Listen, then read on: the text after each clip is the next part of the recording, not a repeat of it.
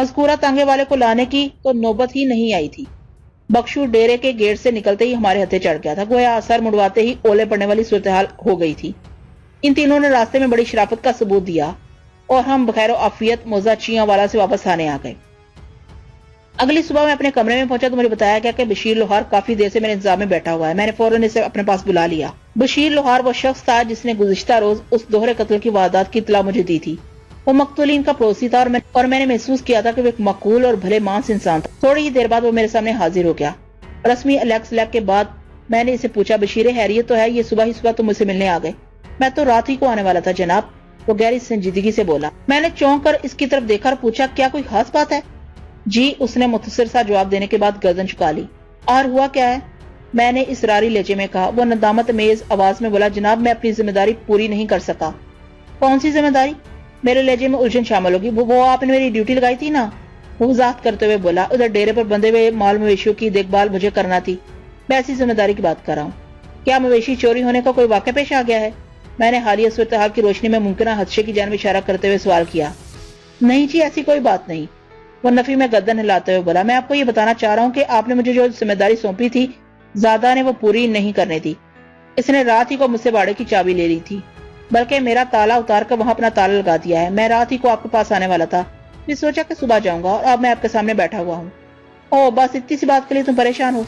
اس کے خاموش ہونے پر میں نے ٹھہرے ہوئے لہجے میں کہا، زیادہ نے اگر باڑے کا انتظام اپنے ہاتھ میں لے لیا ہے تو یہ اچھی بات ہے، تم کیوں فکر مند ہو رہے ہو؟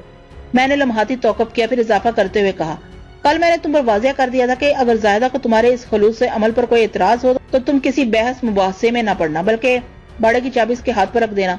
وہ تعامل کرتے ہوئے بولا، جناب اگر زاہدہ نے باڑے کا کنٹرول اپنے ہاتھ میں لیا ہوتا تو شاید میں پریشان نہ ہوتا۔ تم کہنا کیا چاہتے ہو بشیر؟ میں نے گور کر اسے دیکھا۔ زاہدہ نے باڑے کا انتظام کس کو سونپا ہے؟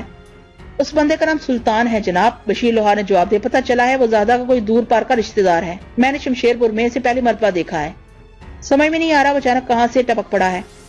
سلطان کا نام سنتے ہی مجھے یاد آ گیا کہ زاہدہ نے اپنے کسی تایازاد کا ذکر کیا تھا۔ اس کے مطابق سلطان ہمیں وہ شخص اس کا واحد رشتہ دار تھا جو شمشیر پور سے 5 میل مشرق میں واقع موضع جلال نگر میں رہتا تھا۔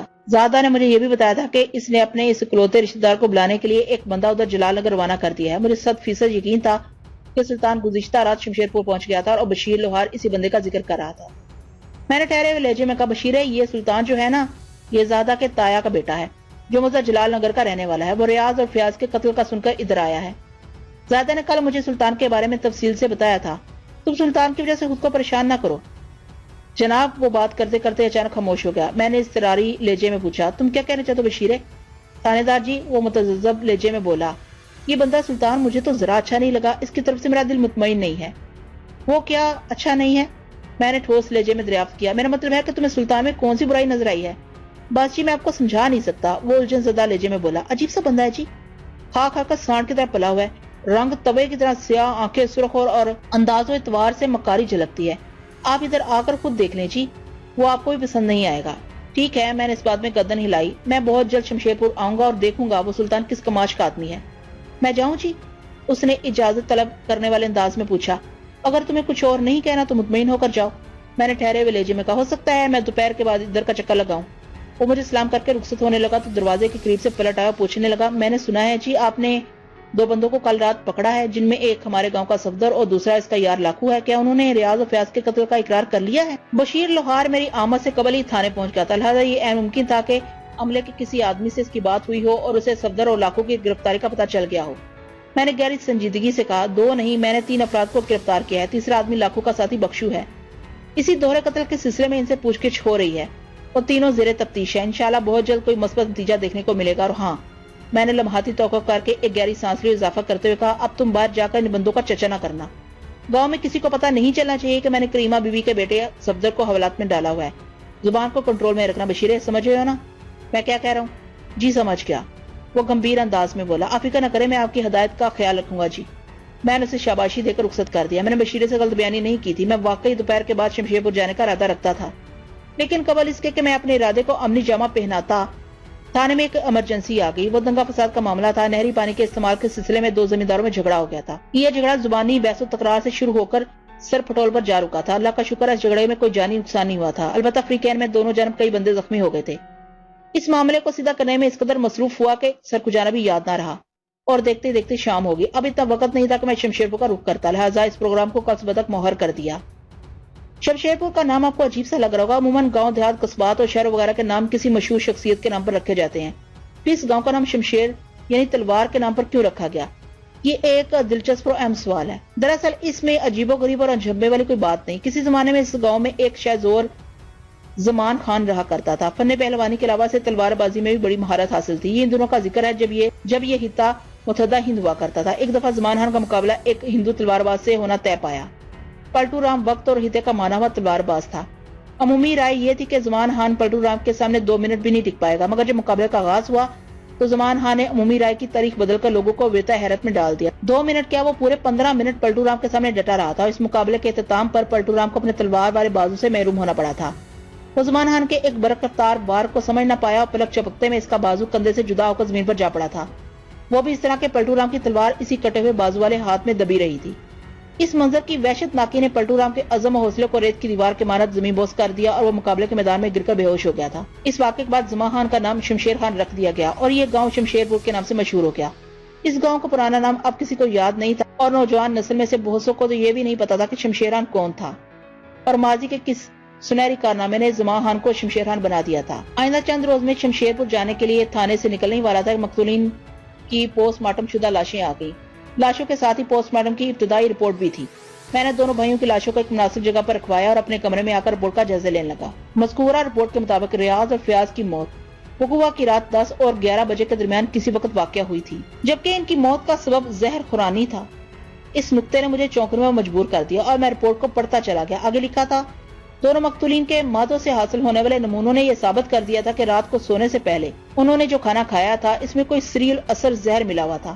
اس زہر نے مادے میں پہنچتے ہی اپنا کام دکھانا شروع کر دی۔ اس زہر کی خصوصیت رپورٹ کے مطابق یہ بتائی گئی تھی کہ وہ سب سے پہلے اعصاب اور دماغ کو اپنے زیرے سے لا کر متاثرہ شخص کو غنودگی میں پہنچا دیتا ہے، پھر بہت جلد یہ غنودگی گہری نیند میں بدل جاتی ہے اور اسی نیند میں سفر کرتے ہوئے متاثرہ ذہن ابدی نیند کی وادی میں اتر جاتا ہے۔ ریاض و فیاض کی زندگی کا چراغ بھی اسی انداز میں گل ہوا تھا۔ رپورٹ میں مزید یہ بھی درج تھا کہ جب ان دونوں بھائیوں کے جسموں کے بالائی حصوں پر تیز دھار کلاڑی کے وار کیے گئے تھے تو وہ زندگی سے محروم 2 لاشوں کی صورت میں چارپائیوں پر پڑے تھے، لہذا کلہاڑی بدار کو اپنے کام میں کسی دشواری کا سامنا نہیں کرنا پڑا اور وہ بڑے اطمینان سے ان کے جسموں کو زخموں سے چور چور کر کے خاموشی سے رخصت ہو گیا۔ میں نے پوسٹ مارٹم رپورٹ کو 2-3 مرتبہ بڑی توجہ سے پڑھا، پھر ایک طرف رکھ دیا۔ ان لمحات میں میرا ذہن بڑی تیز رفتاری سے سوچ رہا تھا۔ اس بات میں کسی شک و شبے کی گنجائش نہیں تھی کہ ان دونوں بھائیوں کو ایک سوچی سمجھی سازش کے تحت موت کے گھاٹ اتارا گیا تھا۔ قاتل کا مقصد بھی بڑی حد تک واضح ہو رہا تھا۔ اس نے پہلے زہر کھلا کر انہیں موت کی نیند سلایا، پھر ان پر کلہاڑیاں برسا کر یہ ظاہر کرنے کی کوشش کی کہ یہ شدید نوعیت کی انتقامی کارروائی کا نتیجہ ہے۔ کسی دشمن نے اپنی نفرت کا اظہار کرتے ہوئے انہیں بڑے بھیانک انداز میں فنا کے گھاٹ اتارا ہے۔ اس صورتحال میں شک کے تمام تر تیر صفدر کی جانب چلتے نظر آتے تھے، لیکن میرا ذہن اس کے بالکل برعکس سوچ رہا تھا۔ پوسٹ مارٹم کی رپورٹ نے صفدر اور لاکھو کو بڑی حد تک بے قصور ثابت کر دیا تھا۔ میں یہ بات بڑے وثوق سے کہہ سکتا تھا کہ صفدر اس بات پر اختیار نہیں رکھتا تھا کہ کسی بھی طریقے سے ان بھائیوں کے مادوں تک زہر مچانے میں کامیاب ہو جائے۔ یقیناً یہ کام کسی اور ہی شخص کا کیا ہوا تھا۔ صفدر لاکھو کی طرف سے دھیان ہٹا تو میری سوچ میں زیادہ پروین کا چہرہ ابھر آیا۔ پھر اس کی ایک احترازی حرکت مجھے یاد آنے لگی۔ اس کی جذبہ ہچکچاہٹ، پس و پیش، اکتاہٹ کے معنی و مفہوم واضح ہونے لگے۔ مجھے اچھی طرح یاد تھا کہ جب میں نے زیادہ کو بتایا کہ ریاض و فیاض کو ان کی بے خبری میں موت کے گھاٹ اتارا گیا ہے اور وہ غفلت کی ایسی نیند میں ڈوبے ہوئے تھے کہ حملہ کے خلاف ایک ذرا سی مزاحمت بھی نہ کر سکے، وہ میری بات سن کر گھبرا گئی تھی۔ اسی گھبراہٹ میں اس کے منہ سے نکلا تھا، یہ کیسے ہو سکتا ہے؟ اس کا چونکنا اور گھبراہٹ بڑی معنی خیزی تھی، جیسے میں نے اس کی کوئی چوری پکڑ لی ہو۔ ذاتہ کے مطابق دونوں بھائیوں نے لگ بھگ رات 9 بجے کھانا کھایا اور سونے کے لیے باڑے میں چلے گئے تھے، یعنی رات کے کھانے اور سونے کے درمیان انہوں نے کوئی اور شے نہیں کھائی تھی، جس کا واضح مطلب یہی تھا کہ رات کا کھانا ہی زہر آلود تھا۔ جب میں زیادہ سے سلسلے میں پوچھ گچھ کر رہا تو مقتولین کی عدم مزاحمت اور کھانے کی گڑبڑ کا خیال میرے ذہن میں آیا تھا۔ اسی خیال کے تحت میں نے اسے کھانے کی فرمائش کی تھی۔ میں نے اسے کہا تھا کہ رات والے کھانے کا کچھ حصہ بچا ہوا ہو تو مجھے دے دے۔ وہ میری اس فرمائش پر بدک گئی تھی اور بڑے تشویشناک انداز میں مجھ سے پوچھا تھا، کیوں جی آپ اس کھانے کا کیا کریں گے؟ میں زیادہ کہ گھر سے نکلا تو بشیرے اور منظورے سے ملاقات ہو گئی تھی۔ اس کی زبانی ایک اور خطرناک حقیقت ابھر کر سامنے آئی تھی۔ انہوں نے مجھے بتایا تھا کہ سال بھر پہلے ایک رات ریاض اور فیاض کا باپ فتح محمد خون کی الٹیاں کرتے ہوئے موت کے منہ میں چلا گیا تھا۔ اس وقت میں نے فتح محمد کی موت کے حوالے سے بشیرے اور منظورے کی بات پر زیادہ توجہ نہیں دی تھی، کیونکہ ان لمحات میں میرا ذہن ریاض اور فیاض کے قتل کا معمہ حل کرنے میں مصروف تھا۔ لیکن اب دونوں بھائیوں کی پوسٹ مارٹم رپورٹ نے میرے ذہن میں سوچ کا ایک نیا در وا کر دیا تھا۔ فتح محمد اگر خون تھوکتا ہوا مرا تھا تو یہ کسی کالے پیلے یا نیلے عمل کا نتیجہ نہیں ہو سکتا تھا۔ مجھے تو یوں محسوس ہو رہا تھا کہ فتح محمد بھی زہر خورانی کے باعث زندگی سے ہاتھ دھو بیٹھا تھا۔ پولیس کی تفتیشی گاڑی شک کے پیٹرول سے بھاگتی ہے۔ ان لمحات میں میرا شک زیادہ پروین کی طرف جا رہا تھا۔ زیادہ ایک جوان، خوبرو اور پرکشش عورت تھی۔ اس کا خود سے ایک دگنا عمر کے شخص کے ساتھ شادی رچانا حلق سے اترنے والی بات نہیں تھی۔ فتح محمد کم و بیش 60 سال کا تھا جب اس نے زیادہ شادی کی تھی۔ اس قسم کی تفاوتی شادی عموماً بڑے بھیانک نتائج لے کر آتی ہے۔ اے ممکن تھا کہ فتح محمد بھی کسی خطرناک سازش کا شکار ہو کر موت کے منہ میں چلا گیا ہو، اور یہ دونوں بھائی تو پھر بھی زیادہ کی سوتیلی اولاد تھے۔ پہلے میں نے یہی سوچا تھا کہ ریاض اور فیاض کی پوسٹ مارٹم شدہ لاشوں کو تدفین کے لیے شمشیر پور پہنچا دوں گا، لیکن پوسٹ مارٹم کی رپورٹ نے میرے ارادے کو بدل دیا۔ میں نے کانسٹیبل مراد علی کو اپنے پاس بلایا اور تہمکانہ انداز میں کہا، مراد علی تم فوراً شمشیر پور چلے جاؤ، جا کر زاہدہ کو بتاؤ کہ اسپتال سے اس کے بیٹوں کی لاشیں آ گئی ہیں۔ وہ تھانے آ کر انہیں وصول کر لے تاکہ ان کے کفن دفن کی تیاری میں کوئی رکاوٹ نہ رہے۔ لیکن ملک صاحب، کانسٹیبل نے حیرت سے مجھے دیکھا، پھر بولا، آپ کا پروگرام تو کچھ اور تھا۔ وہ اس پروگرام کی بات کر رہا تھا جس کے مطابق مجھے لاشوں کے ساتھ بذات خود شمشیر پور جانا تھا۔ اس سلسلے میں میری اسے تفصیلی بات ہو چکی تھی، لیکن میں نے ابھی تک اسے پوسٹ مارٹم کی رپورٹ کے نشیب و فراز سے آگاہ نہیں کیا تھا۔ لہٰذا اس کے سوال کے جواب میں کہا، ہاں تم ٹھیک کہتے ہو، پہلے پروگرام کچھ اور تھا، اب کچھ اور ہے۔ تم سے جو کچھ کہا جا رہا بس اتنا ہی کرو، باقی باتیں بعد میں ہوگی۔ ٹھیک ہے جناب، وہ اس بات میں گردن ہلاتے ہوئے بولا، جو آپ کا حکم۔ پھر وہ شمشیر پور روانہ ہو گیا۔ کانسٹیبل میرا بھروسے کا آدمی تھا۔ میں نے کسی خاص مقصد کے تحت اسے پوسٹ مارٹم رپورٹ سے ناشنا رکھا تھا۔ اگر میں اس راز میں اسے بھی شریک کر لیتا تو مجھے پوری امید تھی کہ وہ راز کا امین رہے گا، لیکن میں نے فی الحال اس کے لیے بھی سسپینس کی فضا قائم رہنے دی تاکہ جب اس اچانک زاویے کی خبر ہو تو اس کے تن بدن میں سنسنی کی لہر سی دوڑ جائے۔ اس کے لیے یہ ایک سرپرائز ہوتا، یقیناً وہ اس سے بہت محظوظ ہوتا۔ میری توقع کے مطابق 2 گھنٹے کے اندر مراد علی واپس لوٹ آیا۔ وہ اکیلا نہیں آیا تھا بلکہ اس کے ساتھ تانگے میں زیادہ پروین بھی موجود، جو یقیناً اپنے بیٹوں کی لاشیں وصول کرنے آئی تھی۔ میں نے فوراً زیادہ کو اپنے کمرے میں بلا لیا اور مراد علی سے کہا کہ وہ دروازے کے باہر موجود رہے جب تک میں زیادہ کے ساتھ مصروف گفتگو ہوں۔ وہ کسی کو بھی کمرے کے اندر داخل ہونے کی اجازت نہ دی۔ زیادہ میرے سامنے بیٹھ گئی اور ادھر ادھر نگاہ دوڑانے کے بعد بولی، کہاں ان دونوں کی لاشیں؟ اس کے استفسار میں گہری تشویش پائی جاتی تھی، جیسے جوان بیٹوں کی المناک موت نے اسے توڑ کر رکھ دیا ہو۔ میں اس دوران میں بڑی کھوجتی ہوئی نظروں سے اس کے تاثرات کا ایکس رے کر رہا تھا، اور مجھے اس نتیجے پر پہنچنے میں قطعی کسی دقت کا سامنا نہیں کرنا پڑا کہ اس کی تشویش بڑی کھوکھلی اور مصنوعی نوعیت کی تھی۔ لاشیں میرے کمرے میں نہیں رکھی ہوئی، میں نے ٹھہرے ہوئے لہجے میں کہا، وہ تھانے ہی میں ہیں اور خاصی محفوظ جگہ پر ہیں۔ تم ان کی طرف سے پریشان نہ ہو، بس تھوڑی سی قانونی کاروائی ہوگی، پھر ریاض اور فیاض کی لاشیں تمہارے حوالے کر دی جائیں گی۔ ویسی قانونی کاروائی؟ وہ چکنا نظروں سے مجھے دیکھنے لگی۔ میں نے کہا، گھبرانے والی کوئی بات نہیں ہے زاہدہ، تم سکون سے ادھر بیٹھو، میں تم سے چند ضروری سوالات کروں گا اور مطمئن ہونے کے بعد تمہیں جانے کی اجازت دے دوں گا۔ لیکن وہ ہکلائی، اب آپ کون سے سوال کرنا چاہتے ہیں؟ میں نے کہا نا، میں نے نرم لہجے میں کہا، ڈرنے یا گھبرانے کی کوئی ضرورت نہیں، اگر تم نے کچھ نہیں کیا تو۔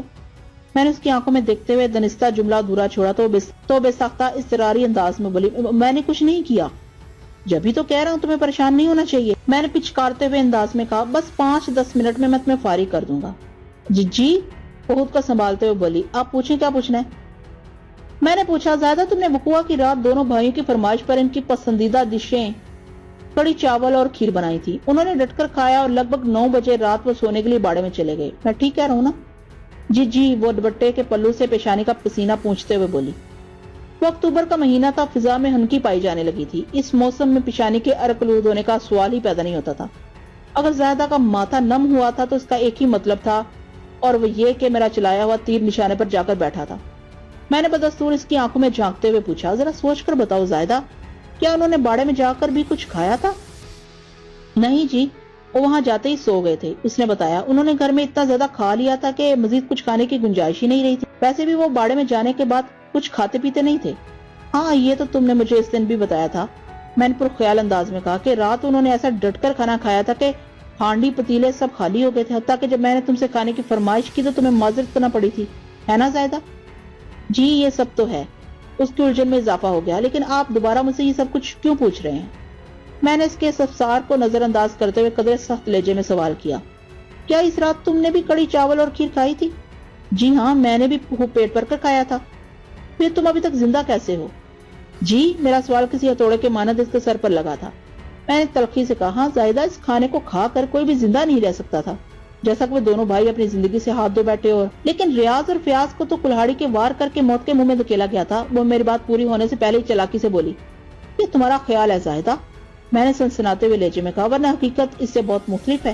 کیا کیا کیا حقیقت؟ وہ دوبارہ اپنی پیشانی کا پسینہ پوچھتے ہوئے بولی، تاہم اس مطبس کلیجے میں جارحیت کی بجائے نقاہت کا عنصر شامل تھا۔ میں نے گمبھیر انداز میں کہا، حقیقت یہ ہے زاہدہ کہ وقوع کی رات دونوں بھائیوں کے شکم میں جو کھانا اترا وہ زہریلا تھا، جسے کھاتے ہی وہ پہلے نیم بے ہوش ہوئے، پھر یہ نیم بے ہوشی گہری نیند میں بدل گئی، ایسی نیند کہ جسے کوئی بیدار نہیں ہو سکتا۔ لیکن میں نے لمحاتی توقف کیا، پھر ڈرامائی انداز میں اضافہ کرتے ہوئے کہا، لیکن مجھے حیرت اس بات پر ہے کہ وہی کھانا تم نے بھی کھایا تھا اور ابھی تک زندہ و سلامت نظر آ رہی ہو۔ اس کے چہرے پر ایک رنگ سا آ کر گزر گیا۔ اس کے چہرے اور آنکھوں کے تاثرات سے پتہ چلتا تھا کہ وہ خود کو کسی مجدار میں گروا محسوس کر رہی ہے۔ آخری سنبھالا لینے کی کوشش کرتے ہوئے اس نے بکھرے ہوئے لہجے میں پوچھا، آپ کس بنا پر یہ بات کہہ رہے ہیں؟ میں نے میز کی دراز کی جانب ہاتھ بڑھاتے ہوئے کہا، میں اس سلسلے میں کچھ نہیں کہہ رہا ہوں۔ پھر اس نے سہمی ہوئی تخیر امیز نظروں سے مجھے دیکھا۔ میں نے پوسٹ مارٹم کی رپورٹ اس کے سامنے ڈالتے ہوئے درشت لہجے میں کہا، اس رپورٹ میں لکھا ہے کہ دونوں بھائیوں نے زہریلا کھانا کھایا اور سو گئے، پھر کچھ ہی دیر میں ان کی موت واقع ہو گئی۔ موت کا وقت رات 10 اور 11 بجے کے درمیان بتایا گیا ہے، اور ساتھ یہ بھی لکھا ہے جب آدھی رات کے بعد ان پر کلہاڑیاں برسائی گئی تو وہ زندگی کی قید سے آزاد ہو چکے تھے، اسی لیے اس دوہرے قتل کے جواب میں ان کی طرف سے کسی قسم کی کوئی مزاحمت دیکھنے کو نہیں ملی۔ میں نے لمحے بھر کا توقف کر کے سانس ہموار کی، پھر اپنی بات مکمل کرتے ہوئے کہا، زاہدہ یہ پوسٹ مارٹم کی رپورٹ ہے جو ایک قابل سرجن کی نگرانی میں تیار کی گئی ہے۔ تم اس میں درج حقائق کو نہ تو جھٹلا سکتی ہو نہ ہی چیلنج کر سکتی ہو۔ اگر اپنی حیثیت چاہتی ہو تو سچ سچ بتا دو کہ تم نے اس رات کھانے میں کیا ملایا تھا۔ اور میں نے کسی چیز میں زہر نہیں ملایا، وہ نیم احتجاجی لہجے میں بولی، تاہم اس کی آواز میں کوئی دمخم نہیں تھا۔ میں ان کو کیوں مانا چاہوں گی؟ میں تو انہیں اپنی سگی اولاد سے زیادہ سمجھتی تھی، اور تم ریاض اور فیاض کو سگی اولاد سے زیادہ سمجھتی تھی؟ میں نے اس کی بات کاٹتے ہوئے طنزیہ لہجے میں کہا، اور فتح محمد کا اپنا سگا شوہر ہے نا؟ اس نے چونک کر ایسی نظروں سے مجھے دیکھا جیسے میں کوئی تھانے دار نہیں بلکہ عفریت ہوں۔ اس کی آنکھوں اور چہرے پر وحشت اور دہشت نے ڈیرا جما لیا تھا۔ کپکپاتی ہوئی آواز میں اس کے منہ سے صرف اتنا نکلا، یہ فتح محمد کا ذکر کہاں سے نکل آیا؟ فتح محمد کا ذکر اس لیے نکل آیا کہ مجھے یقین ہے کہ اسے بھی زہر دے کر موت کے گھاٹ اتارا گیا تھا۔ میں نے ایک ایک لفظ پر زور دیتے ہوئے چٹانی لہجے میں کہا، اس کی ہمت جواب دے گی؟ مریض سے لہجے میں بولی، یہ کیا کہہ رہے ہیں تھاندار صاحب؟ میں جو کچھ بھی کہہ رہا ہوں وہ تم بڑی اچھی طرح سمجھ رہی ہو زاہدہ، میں نے فنکار سے مشابہ آواز میں کہا، مجھے سختی پر مجبور نہ کرو، تم عورت ذات ہو، تفتیش کے کٹن مراحل کو جھیل نہیں سکو گی، سیدھی طرح سے اپنے جرم کا اقرار کر لو ورنہ۔ میں نے دھمکی امیز انداز میں جملہ ادھورا چھوڑا تو وہ خوفزدہ انداز میں اپنی گردن سے ہلاتے ہوئے بولی، ورنہ؟ میں نے بدستور سخت لہجے میں کہا، ورنہ مجھے مجبوراً فتح محمد کی بچی کچی لاش کو قبر میں سے نکلوا کر اس کا بھی پوسٹ مارٹم کروانا پڑے گا، پھر دودھ کا دودھ اور پانی کا پانی الگ ہو جائے گا۔ وہ پانی، اس کی آواز کسی گہرے کنویں میں سے آتی ہوئی محسوس ہوئی۔ میں نے کٹیلے لہجے میں کہا، میں نے ابھی پانی اور دودھ کا ذکر کیا، فکر نہیں کرو، تمہیں پانی بھی ملے گا اور دودھ بھی، لیکن ابھی بہت سارے سوالات باقی ہیں۔ میں نے لمحاتی توقف کے بعد اضافہ کرتے ہوئے کہا، وہ کالا کلوٹا سانڈ تمہارا تائزہ سلطان تو ادھر گاؤں میں ہی ہے نا؟ میں ابھی 4 سپاہیوں کو بھیج کر اسے تھانے بلواتا ہوں۔ میرا خیال ہے اگر میں اسے تفتیش کی چکی میں ڈالوں تو اس کی زبان سے بڑے مفید انکشافات ہوں گے۔ تمہارا کیا خیال ہے زاہدہ پروین؟ اس نے میرے سوال کا جواب نہیں دیا کیونکہ وہ جواب دینے کی حالت میں نہیں رہی تھی۔ میں نے بغور اس کا جائزہ لیا۔ خوف و دہشت کی تاب نہ لاتے ہوئے وہ بے ہوش ہو گئی تھی۔ میں نے اسے ہوش میں لانے کی کوشش جاری رکھتے ہوئے 2 کانسٹیبلز کو شمشیر پور کی جانب دوڑا دیا تاکہ وہ سلطان نامی اس بندے کو پکڑ کر فوراً میرے پاس لے آئے، لیکن افسوس کے فوری تو وہ دستیاب نہیں ہو سکا، وہ پورے گاؤں میں کہیں نہیں ملا تھا۔ بعد ازاں جب میں زیادہ کو ہوش میں لانے میں کامیاب ہو گیا تو اس نے اقبال جرم کرتے ہوئے یہ بھی بتا دیا کہ سلطان ایک دن کے لیے جلال نگر گیا ہے اور کل صبح واپس آ جائے گا۔ سلطان زیادہ کا شریک جرم تھا، لہٰذا میں ہاتھ پر ہاتھ رکھ کر اس کی واپسی کا انتظار نہیں کر سکتا تھا۔ میں نے اسی وقت 3 کانسٹیبلز کی ایک ٹیم جلال نگر روانہ کی۔ وہ رات ہونے سے پہلے کامیاب لوٹے۔ سلطان کو وہ گرفتار کر کے اپنے ساتھ لائے تھے۔ جب سلطان نے یہ دیکھا کہ زیادہ نے پولیس کی تحویل میں اقبال جرم کر لیا ہے تو اس نے سارا الزام زیادہ پر ڈال دیا۔ اس کے مطابق وہ زیادہ کے بہکاوے میں آ گیا تھا۔ زیادہ نے اسے وعدہ کیا تھا کہ اگر اس کا کام کر دے تو وہ سلطان سے شادی کر لے گی۔ اس نے سلطان کو باور کرا دیا تھا کہ ریاض اور فیاض اس کی شادی میں سب سے بڑی رکاوٹ ثابت ہو سکتے ہیں، اور اگر وہ یہ رکاوٹ ہٹا دے تو پھر دنیا کی کوئی طاقت انہیں ایک ہونے سے نہیں روک سکتی۔ سلطان کا کوئی آگے پیچھے نہیں تھا۔ اس کی شکل و صورت کی وجہ سے ابھی تک شادی بھی نہیں ہوئی تھی۔ زیادہ کی صورت میں اسے بیٹھے بٹھائے ایک حسین و جمیل عورت مل رہی تھی، ایسی عورت کو جو زمین و جائیداد کی مالک بھی تھی۔ وہ لالچ میں آ گیا۔ زیادہ کی پیشکش میں اس کے لیے بڑی کشش تھی، لہٰذا وہ آگ اور خون کے اس کھیل میں آنکھیں بند کر کے کود گیا۔ اسی نے زیادہ کو ایک سری الاثر زہر لا کر دیا اور جائے وقوع کو کسی انتقامی کارروائی کا رنگ دینے کے لیے اس نے مردہ بھائیوں کی لاشوں کو کلہاڑی کے وار کر کے بری طرح بگاڑ دیا۔ پھر ایک ایسی لرزہ خیز کہانی نے جنم لیا جس میں شامل خونی واقعات و حالات اور مال کا کچھ ایسا ہی نتیجہ نکلا کرتا ہے۔ سلطان نے ریاض اور فیاض والے معاملے میں زیادہ کا شریک جرم ہونے کا اقرار تو کر لیا تھا، لیکن فتح محمد کی موت سے اس نے قطعی لاعلمی کا اظہار کیا۔ وہ کارنامہ زیادہ نے اپنے بلبوتے پر انجام دیا تھا۔ ریاض اور فیاض سے نمٹنا اس کے بس کی بات نہیں تھی، لہٰذا بڑی مکاری سے اس نے سلطان کو استعمال کر لیا تھا۔ میں نے ایک موقع پر زیادہ سے سوال کیا، اگر یہ معاملہ دب جاتا تو تم واقعی سلطان سے شادی کر لیتی؟ کیا میں آپ کو اتنی ہی بے وقوف نظر آتی ہوں؟ اس کا جواب بڑا معنی خیز تھا۔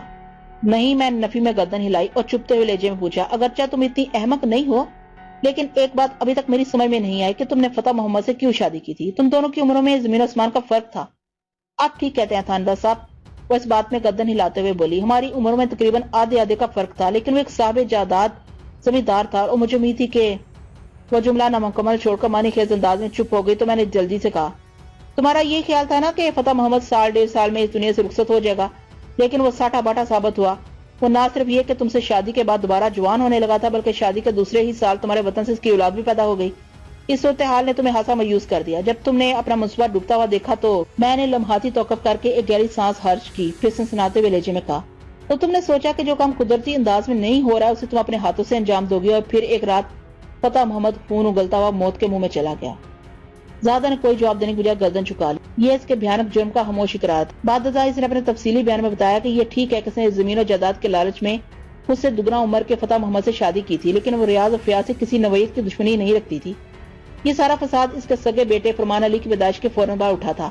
جیسے جیسے فرمان علی بڑا ہو رہا تھا، دونوں بھائیوں کے تیور بدلتے جا رہے تھے۔ وہ فرمان علی کو اپنے لیے خطرہ محسوس کرنے لگے تھے۔ ان کا خیال تھا کہ فتح محمد کے صرف وہی وارث ہیں۔ وہ فرمان علی کو اپنے لیے خطرہ محسوس کرنے لگے تھے۔ ان کا خیال تھا کہ فتح محمد کے صرف وہی وارث ہیں۔ اس سلسلے میں انہوں نے فتح محمد کے کان بھی بھرنا شروع کر دی تھے۔ فضا کا رنگ بدلتے دیکھا تو زیادہ نے اس گھر میں اپنے اور اپنی اولاد کے لیے بہت خطرہ محسوس کیا۔ چنانچہ ایک رات اس نے فتح محمد کا کام تمام کر دیا۔ چند ماہ امن و امان سے گزر گئے، پھر ریاض اور فیاض کے رویے میں نمایاں تبدیلی آنے لگی۔ زیادہ نے محسوس کیا کہ وہ دونوں اسے اور اس کے بیٹے کو ٹھکانے لگانے کی منصوبہ بندی کر رہے ہیں۔ یہ وہ کیسے ہونے دیتی؟ اس سے پہلے وہ دونوں اس کے خلاف کوئی چال چلتے، اس نے سلطان کی مدد سے انہیں صفحہ ہستی سے مٹا دیا۔ زیادہ کے اقبالی بیان میں کسی حد تک حقیقت تھی۔ اس کو چیک کرنا ممکن نہیں تھا، کیونکہ اس کے بیان کی تصدیق یا تردید صرف دونوں بھائی ہی کر سکتے تھے، جو اب اس دنیا میں باقی نہیں رہے تھے۔ البتہ اس بات میں کسی شک و شبے کی گنجائش تلاش کرنا ممکن نہیں تھا کہ زائدہ ایک لالچی اور سازشی اور مجرم ذہن عورت تھی۔ زمین و جائیداد کا لالچ اور دولت کی ہوس بہت ہی گناؤنی اور خطرناک ہوتی ہے۔ یہ اپنے بیگانے کا فرق مٹا کر انسان کو تباہی بربادی کا میغ غار میں پھینک دیتی ہے۔ یہی حرص و ہوس زیادہ کو بھی لے ڈوبی، جس مقصد کے حصول کے لیے اس ایک نے 3 انسانی جانوں کو ختم کر ڈالا وہ پورا نہ ہو سکا۔ وہ اپنے گلے میں 3/1 کا توق سجا کر جیل چلی گئی۔ اسے تو اپنے کیے کی سزا ملی سو ملی، لیکن اس کے کرتوتوں کا سب سے زیادہ خمیازہ ننھے فرمان علی کو بھگتنا پڑا۔ وہ معصوم 2 سال کی عمر میں باپ کی شفقت سے محروم ہوا تھا، 3 سال کی عمر میں ممتا کی گود سے چھین گئی تھی۔ پتہ نہیں اس جھمیلے میں اس بیچارے کا کیا قصور تھا۔